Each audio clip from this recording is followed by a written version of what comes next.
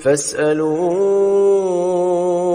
أهل الذكر إن كنتم لا تعلمون.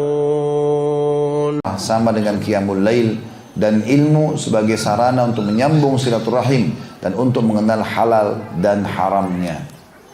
Saya pernah sampaikan kisah tentang Imam Syafi'i sama Imam Ahmad, guru sama murid. Masih ingat gak? Senyap. Allahu a'lam. Baiklah, sudah terbiasa dimanjakan. Saya ulangi lagi. Imam Ahmad pernah bertamu menjadi tamunya Imam Syafi'i satu waktu. Lalu Imam Syafi'i bilang sama anaknya, ini yang datang ini orang saleh, belajar baik-baik dari dia. Karena Imam Ahmad ahli hadis, ulama besar, dia kunjungi gurunya. Maka anaknya Imam Syafi'i tidur sekamar sama Imam Ahmad. Besok pagi, habis sholat subuh, anak Imam Syafi'i buru-buru datang ketemu ayahnya lalu mengatakan, ayah, Anda mengatakan itu orang saleh, tapi saya dalam satu malam saya sudah menemukan 3 kesalahannya.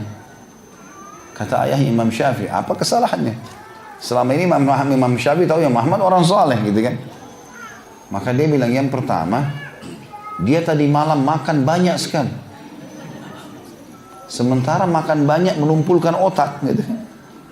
Dia makan secukupnya, tapi Imam Ahmad tadi malam makan banyak. Menurut anaknya Imam Syafi'i, banyak sekali makannya. Yang kedua, dia enggak sholat tahajud. Ciri ulama, orang soleh, saat tahajud ini enggak ada negosiasi lagi. Udah dikerjain sama dia. Ini enggak sholat. Gitu kan. Dan yang ketiga, dia sholat subuh tanpa wudu. Pergi masjid sholat tapi enggak wudu. Maka Imam Syafi'i panggil Imam Ahmad. Sini sebentar. Ahmad, anak saya bicara begini. Bagaimana kau menanggapi itu? Kata dia, yang pertama, kalau kenapa saya makan banyak?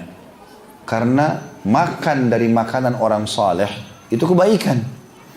Anda orang saleh, maka saya makan banyak. Kata Imam Ahmad.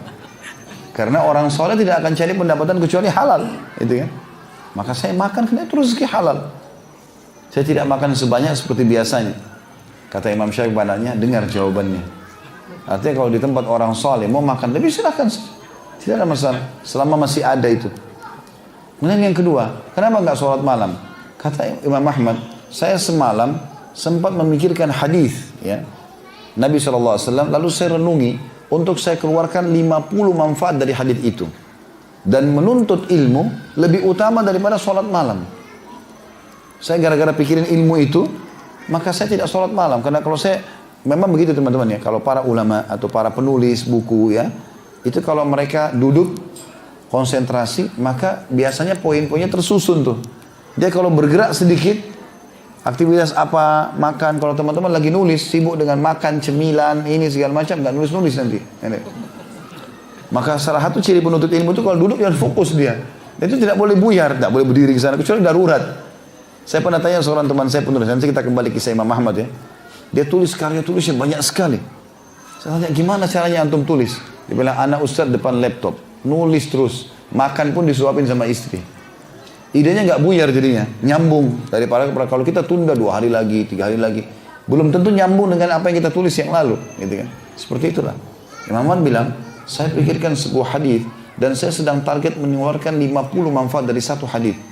Maka dengan 50 poin itu supaya tidak buyar, saya nggak sholat malam. Dan menuntut ilmu lebih afdal daripada sholat malam. Ini ilmu ini ya. Kalau kita lagi baca buku atau dengar ceramah, itu lebih baik daripada sholat tahajud. Tentu bukan nonton bola. Bukan begadang kosong. Menuntut ilmu. Kata Imam Syafi'i pada anaknya, dengarkan itu.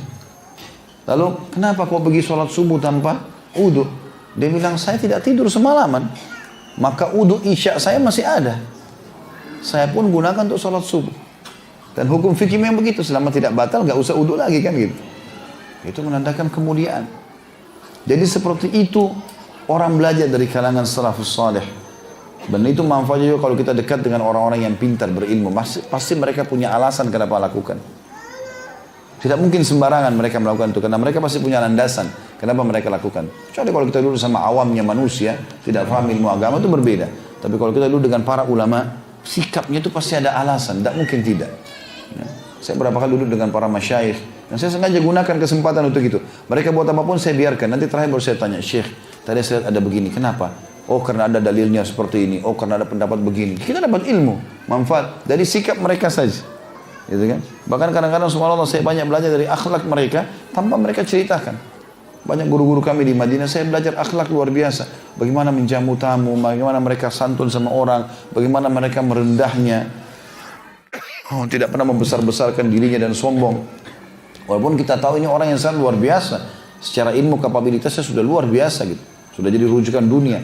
Tapi mereka merendah. Kita bisa ambil pelajaran dari orang-orang saleh ini. فاسألوا أهل الذكر إن كنتم لا تعلمون